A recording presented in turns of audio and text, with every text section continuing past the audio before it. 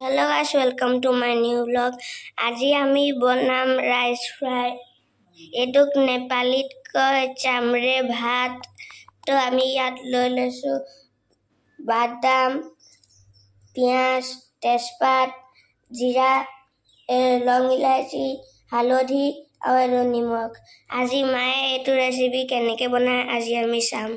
আৰু এইটো জহা চাউল তিয়াই থোৱা আছে। ইয়াত কেৰাহী গৰম কৰি তেল দিছে। এতিয়া গৰম তেলত জিৰাখিনি দি আৰু এইবোৰ চব তেজপাত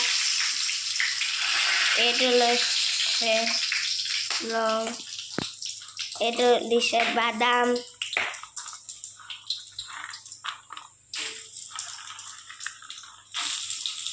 তাৰপিছত পিঁয়াজখিনি আৰু নিমখ এতিয়া দিব চাগে।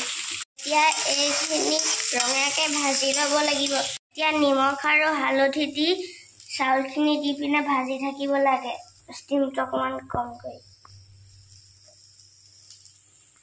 একেবাৰে নেঢালি অকণমান চেতিয়াই ঢাকি থ'ব লাগে।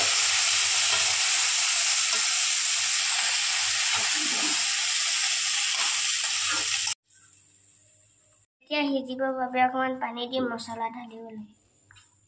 পানীখিনি শুকাই গ'ল। এতিয়া মায়ে ঘি দি শুকানে ভাজি আছে। আৰু এইটো চাটনি বনাবলৈ তিল ভাজিছে। এইটো আমাৰ ৰেডি হ'ল আমাৰ ৰাইচ ফ্ৰাই আৰু এইটো আমাৰ তিলৰ চাটনি। আপোনাকো সদায় ৰুটি খাই আমনি লাগিলে এইটো বনাই খাব পাৰে আপুনি।